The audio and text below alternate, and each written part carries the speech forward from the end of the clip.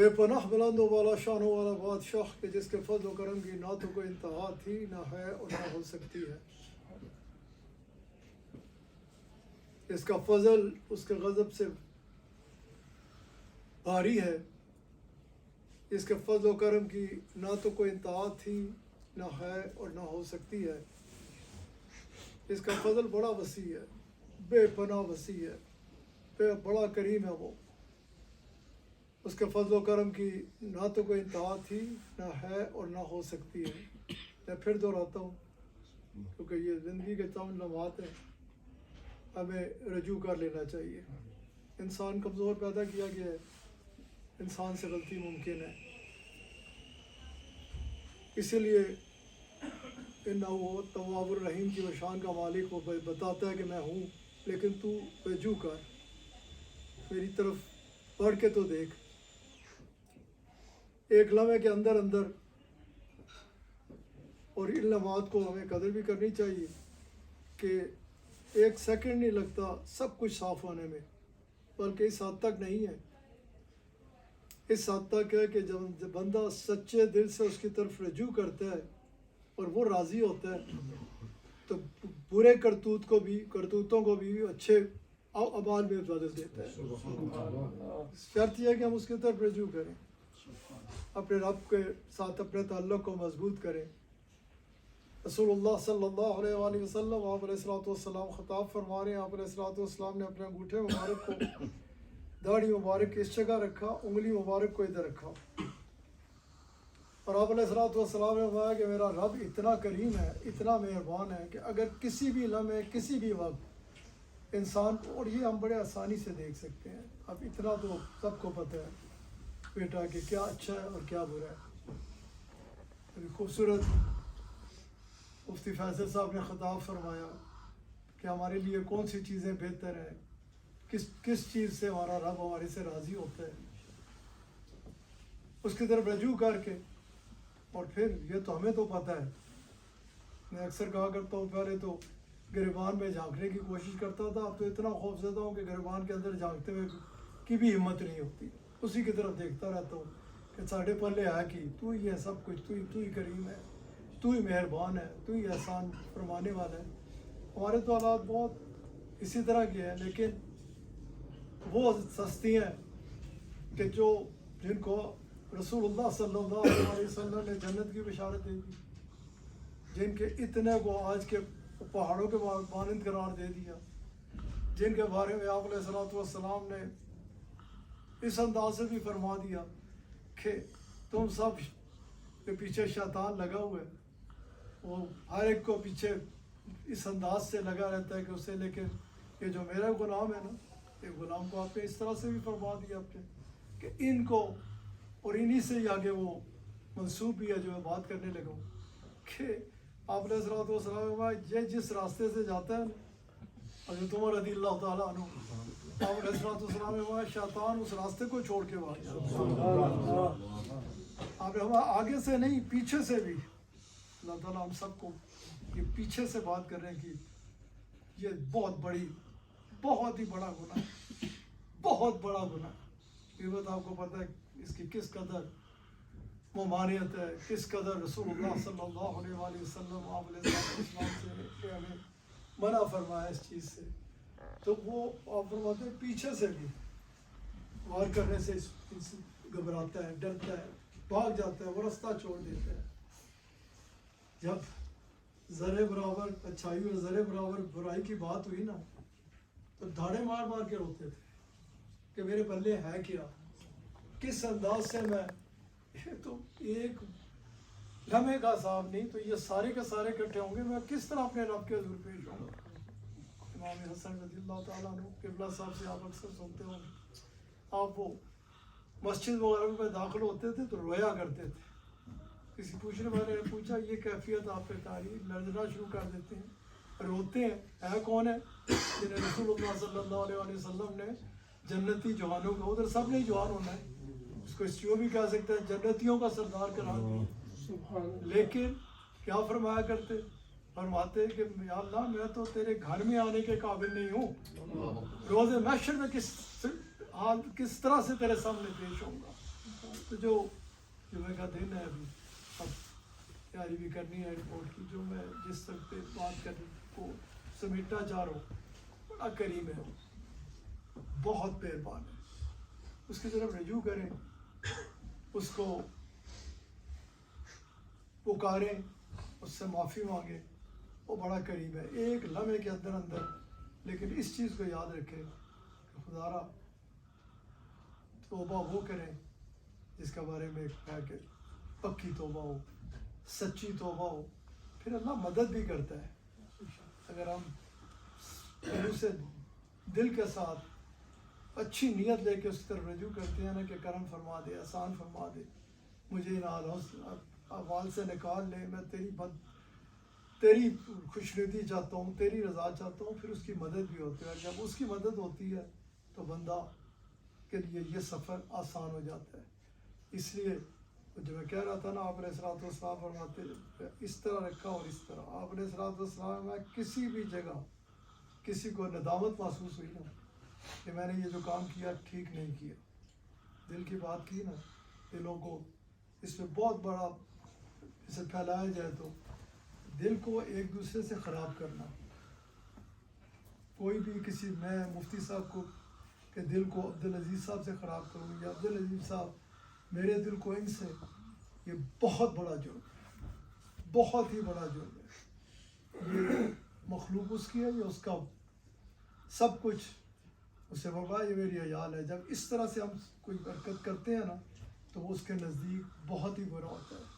دلوں کی طرف خیال رکھنا، دل کا خیال رکھنا، اس طرف توجہ رکھنا کہ ہمارے لیے انتہائی ضروری ہے کہ ہم اپنی زندگیوں کو، اور پریکٹیکلی بھی میں اکثر کہتا ہوں کبھی دیکھیں کہ آپ نے اگر کسی جگہ کوئی ایسا ویسی بات کی ہے جس سے یہ ماحول خراب ہونے کی بات ہو، تو آپ کو کبھی بھی سکون یا اطمینان محسوس نہیں ہوگا۔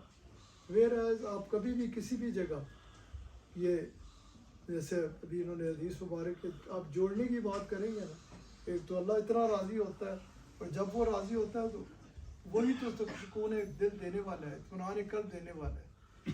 اس لیے اس طرف بہت زیادہ توجہ کی ضرورت ہے، اس طرف بہت خیال رکھنے کی ضرورت ہے۔ آپ بڑے خوبصورت بچے ہو، بچی ہیں، آپ لوگوں نے حق ادا کی ہے طریقت کے معاملات میں، جس انداز سے آپ ساتھ چلتے ہو شب و روز، جس انداز سے قبلہ صاحب کے ساتھ عقیدت اور محبت کا اظہار کرتے ہو، اللہ تعالیٰ ان سب چیزوں کو اپنے عزیز قبول فرمائے۔ اسی لیے یہ مختصر سی آپ سے بات کرنا چاہ رہا ہوں اس وقت۔ تو یہ اس طرف بھی ذہن میں رکھیں کہ اس کو اپنے آپ کو ٹھیک رکھنے کے لیے ٹھیک جگہ کا بھی انتخاب کیا کریں کہ کس طرح سے آپ اپنے آپ کو ٹھیک رکھ سکتے ہیں۔ اس کمرے میں اگر اس وقت کوئی ایسی بدبودار چیز پڑی ہو نا، پورے کمرے میں تو ہوگا بھی، ہو گئی، آپ بھی اس کو محسوس بھی کرو گے کہ کپڑے میں بھی آ جائے گی۔ اس کے برعکس اگر خوشبو والی چیز ہوگی وہ آپ کو معطر بھی کرے گی، آپ کے کپڑوں میں بھی آ جائے گی۔ آپ کہیں سے نکلیں گے، آپ نے خوشبو لگائی نہیں ہوگی لیکن آپ کے جسم سے خوشبو آ رہی ہوگی۔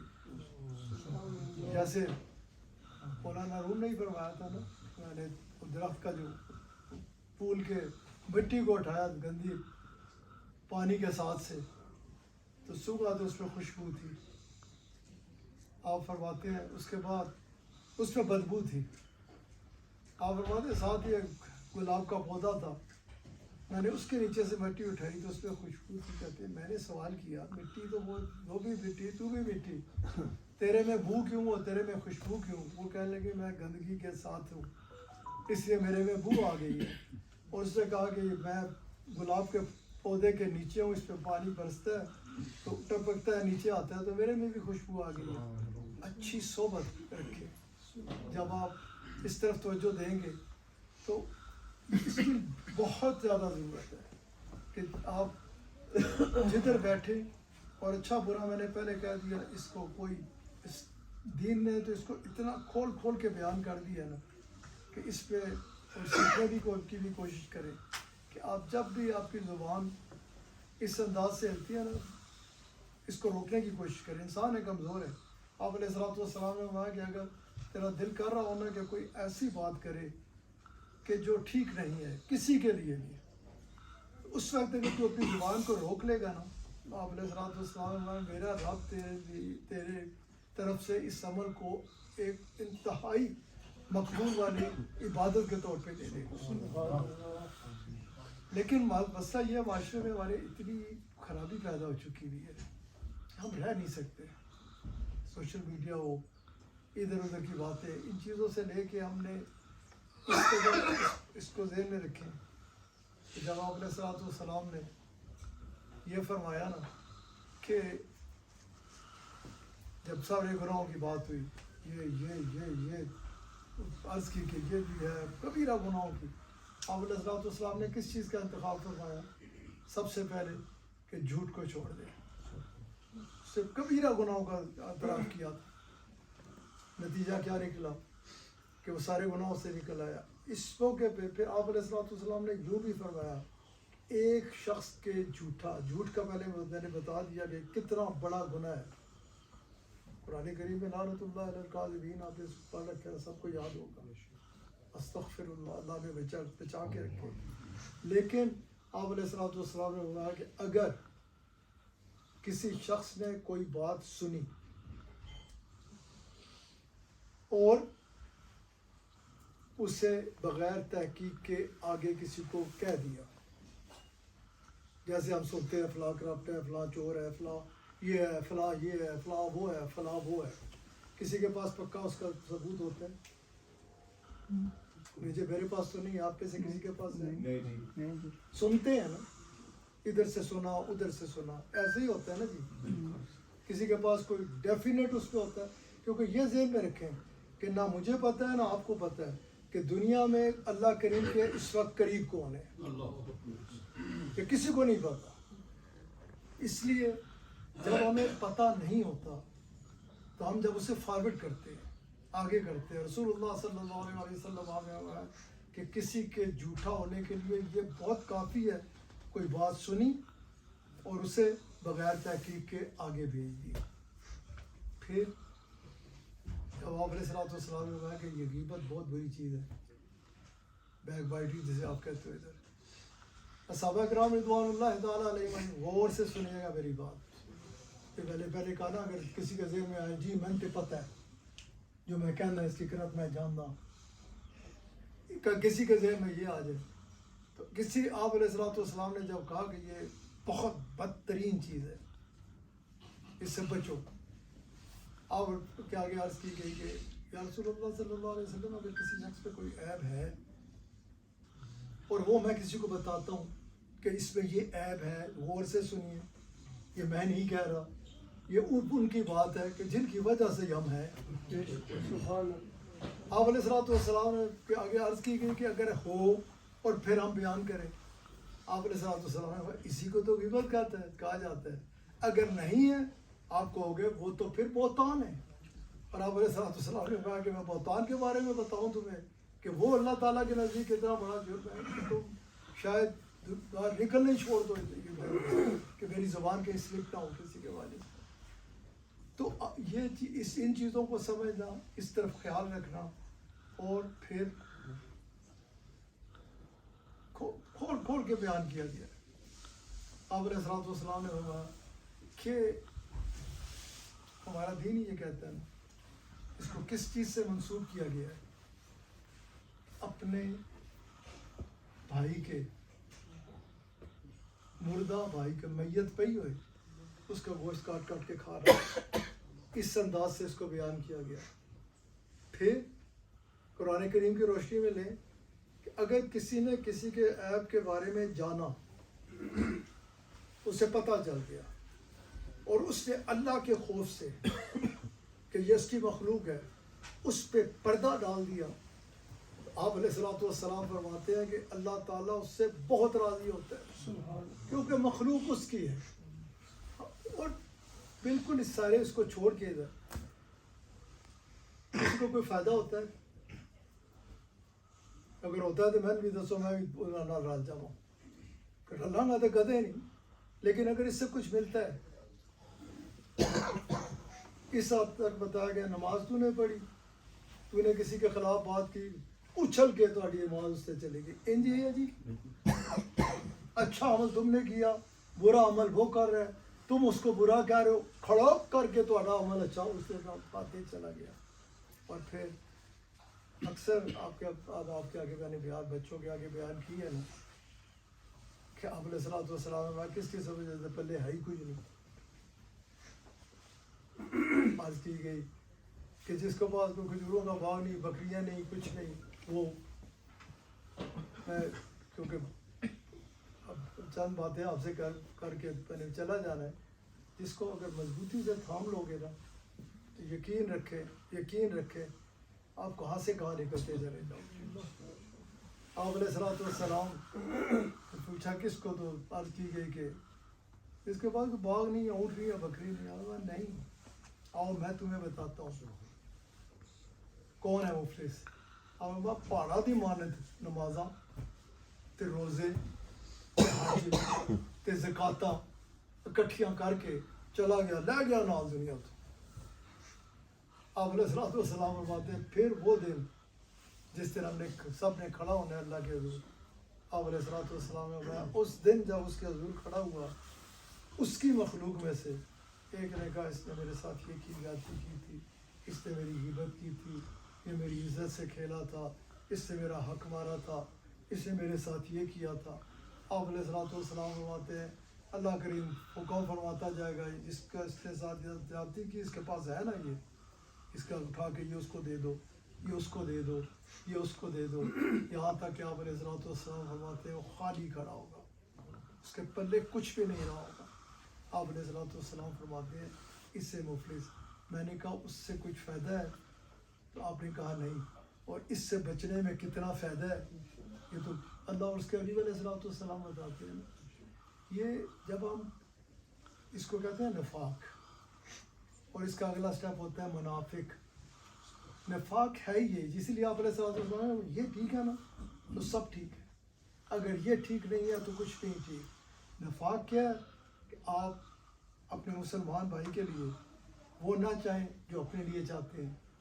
آپ اس میں کسی کے بارے میں بھی اولیاء اللہ تو, اور آپ علیہ الصلوۃ والسلام کی تعلیمات کے عین مطابق وہ تو کہتے ہیں رات کو بندہ اگر سو جائے نا کسی کے ساتھ زیادتی کرنے, کسی کی غیبت کر کے, کسی کے اوپر بہتان لگا کے, اور رات کو سو جائے تو وہ ایمان کی فکر کرے, وہ ایمان والا نہیں ہے.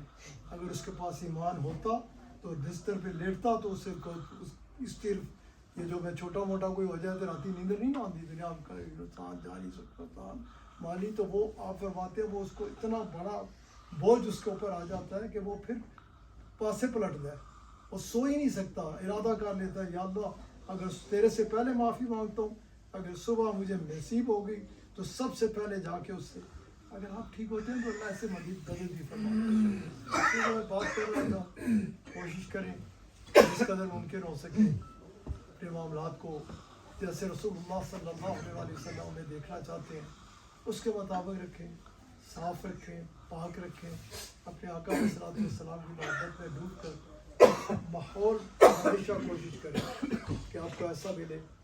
میں اکثر بیان کیا کرتا ہوں کہ سویرے کر کے پروگرام میں جانا ہو تو ہے نا کہ بوری جمالٹے ہونا یا پیٹیاں جمالٹے ہون یا کچھ, وہ جہاں سبزی بیچن والا ہوتا ہے نا, پھل بیچن والا ہوتا ہے, وہ کی کرتا ہے ایک ایک دانہ چکتا ہے, اس کی تکتا ہے, پھر سجاتا جاتا ہے. کسی رائی ہے داغ بھی ہوئے نا اس چیز نہیں رکھتا, واپس اس پیٹی چ نہیں پاتا, سجاتا نہیں. وجہ کی ہوتی ہے اس کی پتہ ہوتا ہے اس دے نال اگر یہ لگے گا نا تو اسی خود بھی ٹرائی کر لینا, ایک سیب داغی صاف سیب کے ساتھ رکھ دیں, ایک مالٹا داغی ایک اس کے ساتھ, تو وہ داغ یہ نہیں ہوگا کہ وہ رہے اسی طرح, وہ بھی داغی ہو جائے گا. اچھی کومپنی, اچھی نسبت, اس پہ قبلہ عالم ثانی رحمۃ اللہ علیہ کا کل پرسوں ہی قبلہ صاحب فرما رہے تھے. آپ اس وقت نماز پڑھانے تشریف لے جایا کرتے تھے پنڈی کی جامعہ مسجد میں, آپ جا رہے تھے تو راستے میں بندہ بیچ رہا سی سنگترے, اچھے سنگترے, اچھے سنگترے, اچھے سنگترے. آپ نے پوچھا کہ سنگیو کی کہہ رہے ہیں؟ یہ کہہ رہے ہیں میرے سنگرے بڑے اچھے لے لو. میں نہیں غور کرو، یہ کہہ رہے ہیں اچھے سنگ. اس دورے کی جو میں سب سے اہم اپنی اولاد سے بات کرنا چاہتا ہوں میں کہ اپنے آپ کو بچا کے رکھو، کمپنی اچھی رکھو، ساتھ اچھا دل آ جائے. اللہ تعالیٰ قرآن کریم میں فرماتا ہے یا ایھا الذین آمنوا اتقوا اللہ وکونوا مع الصادقین.